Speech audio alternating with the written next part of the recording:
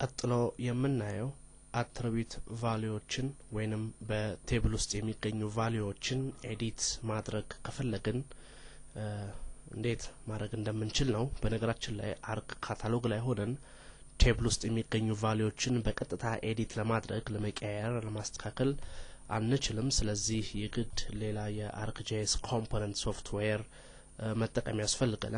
ያ ሶፍትዌር ደግሞ አርክ ማፕ ነው። ለምሳሌ veg type የሚለው ፊልድ ለጊዜው ዲፎልት ቫልዩ 0 ነው።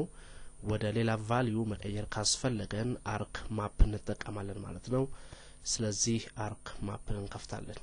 ከዚሁ ካታሎግ ላይ ሆነን ላውንች አርክ ማፕን በመጠቀም አርክ ማፕን መክፈት እንችላለን።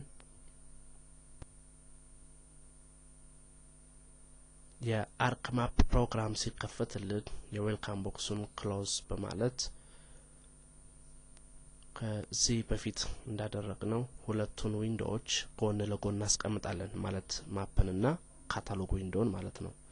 ስለዚህ ካታሎግን ሪስቶር አድርገን አርክ ማፕንም እንደዚሁ ድራግ ሪሳይዝ ማድረግ ይኖርብናል።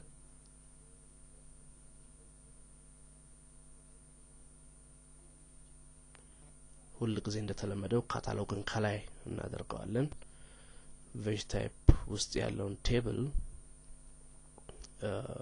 ኤዲት ለማድረግ በመፈልግበት ጊዜ የግድ ከካታሎግ ወደ አርክ ማፕ ዳታውን አድ ማድረግ ይኖርብናል።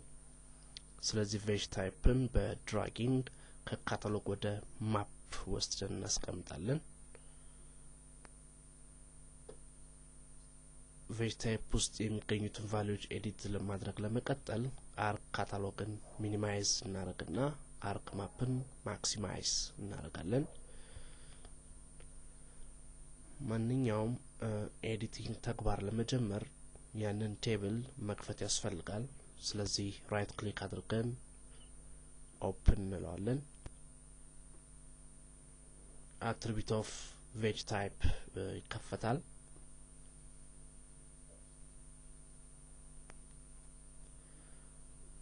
ለምሳሌ አሁን የፈለግነው በስተመጨረሻ ኮለም ላይ የሚገኘው ይሄ veg type የሚለውን ዳታ ከዜሮ ወደ ሌሎች ቫልዩዎች ለመቀየር ነው፣ ኤዲት ማድረግ ነው። የፈለግነውን ያህል ዳታ ለመሙላት በእጅ መጻፍም ይቻላል፣ ወይ ደግሞ ለምሳሌ ከሌሎች ኮለሞች ኮፒ ማድረግ ይቻላል። ለምሳሌ ከveg id ኮለም ከዚህ ከሚታየው ቫልዩ ኮፒ በማድረግ ወደ veg type ማሻገር ይቻላል፣ ወይ በእጅም ቫልዩ መጻፍ ይቻላል። ይህንን ለማድረግ እንግዲህ ኤዲት ሴሽን አርክ ማፕ ላይ ማስጀመር አለብን። ይሄን ለማድረግ ደግሞ ኤዲተር ቱልባርን ክሊክ እናደርጋለን። የኤዲተር ቱልባር ይከፈታል። ይህ ለኤዲቲንግ የሚያስፈልገው ቱልባር ነው። ከዛ ኤዲተር ሜኑ ውስጥ ሄደን ስታርት ኤዲቲንግ እንለዋለን። አሁን የፈለግነውን ቫልዩ ለማስተካከል ይቻላል በዚህ ቴብል ውስጥ ማለት ነው። ለምሳሌ የሚጠፋ ቫልዩ ካለ መርጦ በዲሊት ኪ ማጥፋት ይቻላል። የሚጨመር ካለ ደግሞ ቫልዩ እዛች ሴል ውስጥ ክሊክ አድርጎ በእጅ መጻፍ ይቻላል። ሌላው ደግሞ በካልኩሌሽን ሊገባ የሚችል ቫልዩ አውቶማቲካሊ ካለ ማስገባት ይቻላል። ለምሳሌ veg typeን በካልኩሌሽን ቫልዩ ለማስገባት በፈልግ ራይት ክሊክ አድርግና ፊልድ ካልኩሌተር መርጣለሁ። የፊልድ ካልኩሌተር ቦክስ ይመጣልኛል። እንግዲህ እቺ ኤክስፕሬሽን ቦክስ ውስጥ ነው ምጽፈው። veg type is equal to ብሎ ይጀምራል። veg type is equal to veg id ብለው veg id ውስጥ ያለውን ቫልዩ ወደ veg type ያዘዋውረናል ማለት ነው። ስለዚህ veg id ደብል ክሊክ አደርጋለሁ። አሁን ኤክስፕሬሽኑ veg type is equal to veg id ይላል ማለት ነው።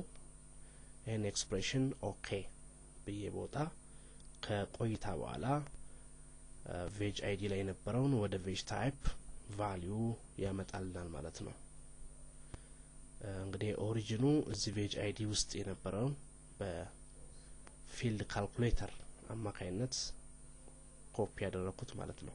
እንግዲህ አርክ ማፕ ላይ የተለያዩ የኤዲቲንግ ተግባራትን ካከናወን በኋላ ኤዲተር ሜኑን ከፍተን ሴቭ ኤዲት ማለት አለብን። ከኤዲተር ለመውጣት ደግሞ ስቶፕ ኤዲት ያስፈልጋል። ስለዚህ ተመልሰን ኤዲተር ስቶፕ ኤዲት እንላለን ማለት ነው። በዚህ ሁኔታ ኤዲቲንግ ስራዎችን እንጠቃልላለን።